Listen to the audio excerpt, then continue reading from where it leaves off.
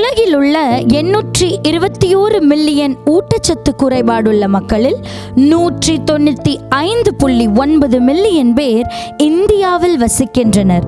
இது உலகின் பசியால் வாடும் மக்களில் தோராயமாக 24% பேர் என்று உணவு மற்றும் வேளாண்மை அறிக்கை கூறுகிறது. நாட்டில் 5 வயதிற்குட்பட்ட சுமார் 4500 குழந்தைகள் ஒவ்வொரு நாளும் பசி மற்றும் ஊட்டச்சத்து குறைபாடால் இறக்கின்றனர். 116 நாடுகளில் உலக அளவில் பசி குறியீட்டில் GHI 2021 இந்தியா 2020 ஆண்டில் 94வது இடத்திலிருந்து 101வது இடத்திற்கு சரிந்தது.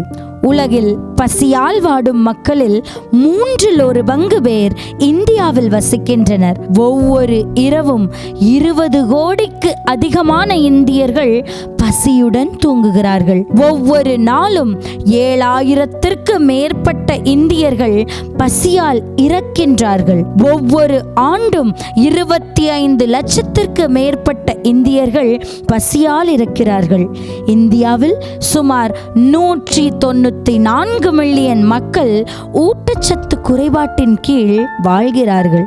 யூனிசெஃப் அறிக்கையின்படி 2018 ஆண்டில் 5 வயதிற்கு உட்பட்ட 8.8 லட்சம் குழந்தைகள் பட்டினியால் இறந்துள்ளனர். 20 கோடிக்கு மேற்பட்ட இந்தியர்கள் ஒவ்வொரு நாளும் வெறும் வயிற்றில் தூங்குகிறார்கள்.